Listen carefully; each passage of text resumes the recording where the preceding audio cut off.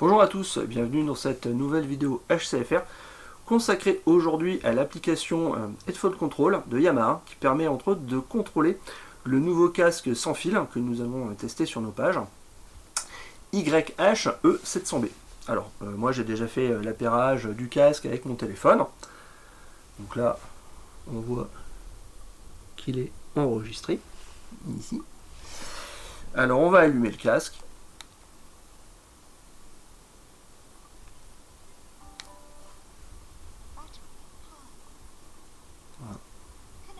Et ça y est, les deux sont connectés. Donc il suffit par la suite d'aller dans les applications et de lancer l'application Yamaha.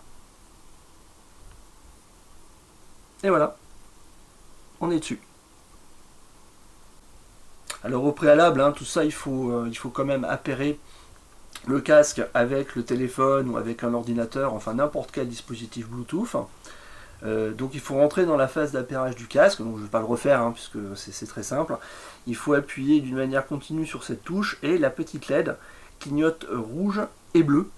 Donc là ça indique que le casque est en mode appairage. Donc ensuite on active l'appairage sur le téléphone, en l'occurrence là un téléphone, et ça se fait tout seul. Donc nous sommes sur l'application qui pilote le casque YHE700B.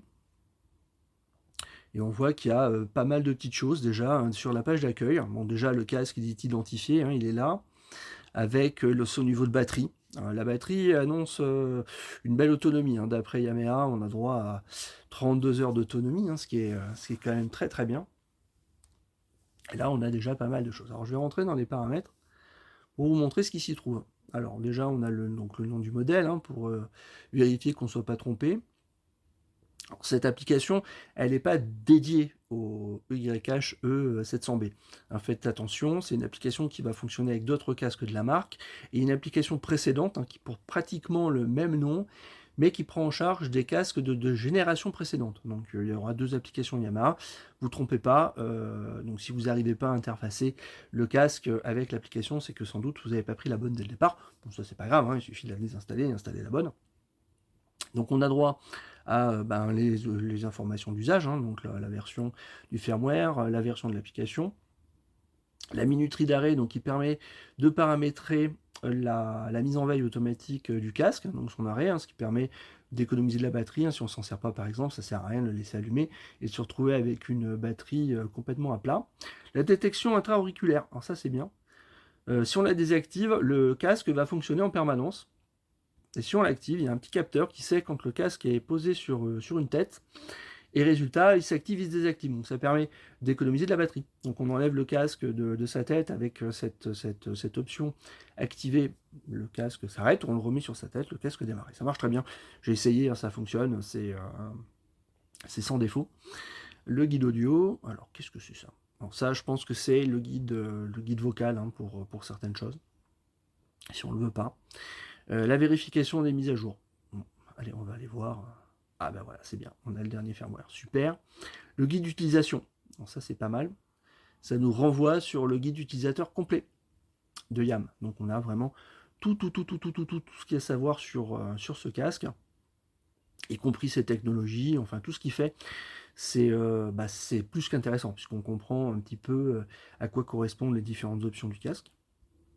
Je vous invite à aller lire, c'est assez sommaire, donc les choses, vous y perdrez pas trop de temps. La politique de confidentialité, allez, hop, on affiche pareil, ça nous fait basculer sur la page internet qui correspond. Le contrat de licence logicielle, ça va exactement la même chose. Donc des informations intéressantes. L'équaliseur, l'équaliseur c'est un petit truc sympa, on va dire assez traditionnel. Donc on peut, si on veut, biduler le son. On verra dans nos tests écrits quoi correspond, parce que il n'y a pas de marqueur, donc il faut, on sait que là c'est les graves. Allez, je vais tout remettre à zéro. On va voir, il y a quand même des présélections. Hop, on fait un reset, on revient en arrière.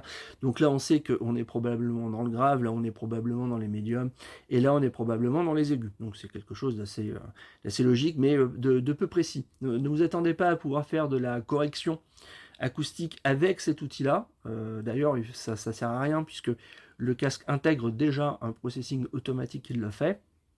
mais au moins pour avoir, on va dire, un ajustement tonal qui va au-delà de j'augmente les graves, j'augmente les milieux, j'augmente les aigus, il y a un petit peu plus de précision. Donc on a droit à des présélections, hein, ça c'est souvent comme ça, hein, chez les constructeurs, hein, bon, c'est un petit peu à leur sauce, et il y a deux modes user, donc on peut avoir deux profils personnalisés. Donc ça, c'est quand même assez sympa si on est plusieurs utilisateurs sur le casque ou si on veut avoir différents types d'écoute personnalisés en plus de ce que Yamaha propose. Donc on peut aller là. Donc si on veut éviter de taper l'équaliseur par accident, paf, on appuie là-dessus, ça le cache. Quand vous êtes dans l'équaliseur, quand vous faites votre propre équalisation, par exemple là, voilà, je fais des petites choses au pif, hein. Par exemple, je sors, je fais autre chose, et ben c'est perdu. Donc on revient, je refais des bidules. Et en fait, il faut penser à cliquer enregistrer dans le pré-réglage utilisateur. Et là, on choisit sur quel mode utilisateur on veut enregistrer les modifications qu'on a fait. Donc au pif, je vais faire 2. Et on peut renommer. Donc ça, c'est rigolo. Alors je vais mettre n'importe quoi. Je vais mettre mon pseudo. Voilà, sauvegarder. Et on voit ici, en bas, le mode utilisateur a changé de nom. Alors je vais faire un reset. Voilà, ça remet tout à 0. Et je pense que si on veut changer, faire reset, alors, en fait, non, bah, c'est intéressant parce qu'on revient dans le. Il faut tout refaire à la main en fait. Bon, ok. Ça, c'est pas forcément ce qu'il y a de plus ergonomique, mais bon, il faudra faire avec. Et donc, je retourne là, hop, et je remets.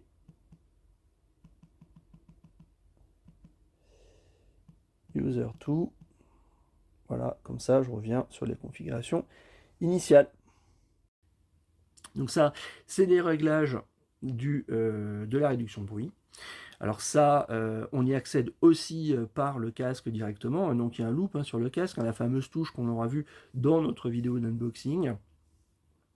Donc si on appuie là, on active la réduction de bruit. Donc il va analyser vraiment le bruit environnant et va supprimer le bruit parasite et permettre au dialogue, donc si quelqu'un nous interpelle, de pouvoir quand même entendre ce qu'il dit. Alors attention, si on écoute la musique très fort, ça ne marchera pas. Le mode off, il ne se passe plus rien, le casque n'agit plus, on a l'isolation du fait que ce casque est un casque fermé, mais tout ce qui passe va passer. Et on a un mode d'écoute en fait qui permet d'entendre ce qui se passe à l'extérieur. Donc ça compense le fait que ce casque est un casque fermé, donc on entend mieux ce qui nous entoure. C'est pas en vue de faire une bonne écoute musicale, mais c'est en vue d'être alerte avec ce qui se passe autour de nous. On ne sait jamais, quand on a un casque sur les oreilles, un bruit de klaxon, quelque chose pour nous alerter d'un danger ou quoi que ce soit. Ça peut être important, suivant les circonstances, de pouvoir entendre précisément ce qui est autour de nous, malgré le fait qu'on écoute de la musique. Bon, moi, je vais revenir sur la NC enclenchée.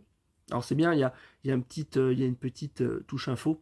Voilà, je vous le laisse suffisamment longtemps pour lire si la vidéo est affichée suffisamment en grand.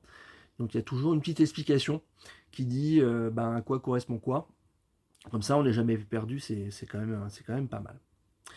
Donc le Listening Care Advanced, c'est un processing propre à Yamaha, donc qui permet d'avoir une meilleure écoute, même quand on écoute à des volumes très faibles. Donc ça doit être une sorte d'équaliseur dynamique, donc à n'utiliser que si on sait qu'on va faire des écoutes à bas volume, ou après c'est à essayer, chacun fait comme il veut. Le Listening Optimizer, donc ça, c'est le petit truc qui permet d'optimiser l'écoute, donc de corriger la performance sonore du casque en temps réel et qui tient compte de la morphologie des oreilles. Alors attention, il n'y a pas de photographie des oreilles, il n'y a pas d'analyse, on va dire, en tridimensionnelle de nos oreilles, mais Yamaha nous explique sur leur site que le processing analyse donc le signal rentrant. Il y a une mesure qui est faite, il y a une correspondance entre le signal rentrant et donc le signal qui est mesuré, et le système applique une correction. Donc comme toutes nos oreilles sont différentes et elles ont toute une incidence différente sur le son, tel qu'il est reproduit par les casques et tel qu'on l'entend, le système donc a vocation et prétention de faire une correction automatique. Il y a un mode jeu, donc c'est un mode faible latence, donc on peut utiliser ce casque pour jouer. Donc le mode faible latence va certainement couper certains processing ou faire appel à des codecs qui sont à vocation faible latence, donc pour éviter d'avoir de la latence entre le son et le jeu, donc ce qui peut être parfois un petit peu perturbant quand on est un gros joueur. Et c'est tout. Et c'est tout. Et il n'y a rien d'autre. Et donc ça c'est pas mal parce que du coup il y a quand même pas mal de choses. Ce casque fait des choses très intéressantes.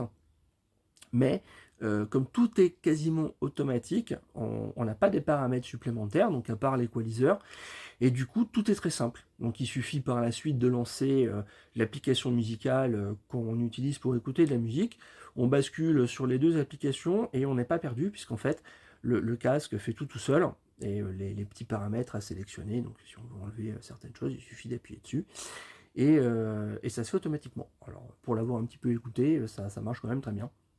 Mais on verra à partir de mesures, alors notamment et surtout l'équaliseur, ce qu'il fait au niveau de ces différentes présélections et quoi correspond à quoi. Voilà, comme ça on pourra comprendre un peu mieux quoi faire au niveau du spectre, au niveau de la réponse en fréquence, pour accentuer ou diminuer certains types de fréquences.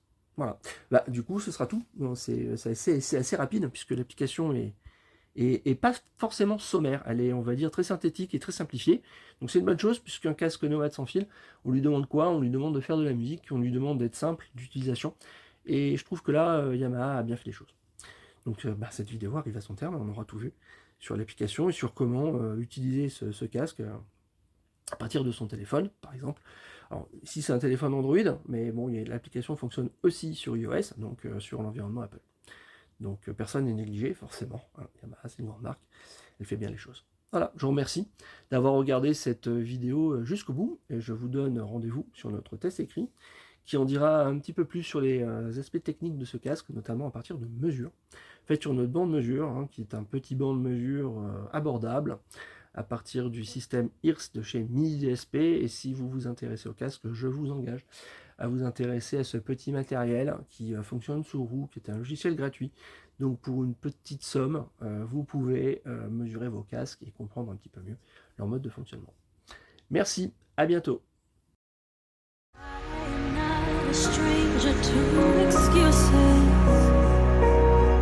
Burned me once or twice.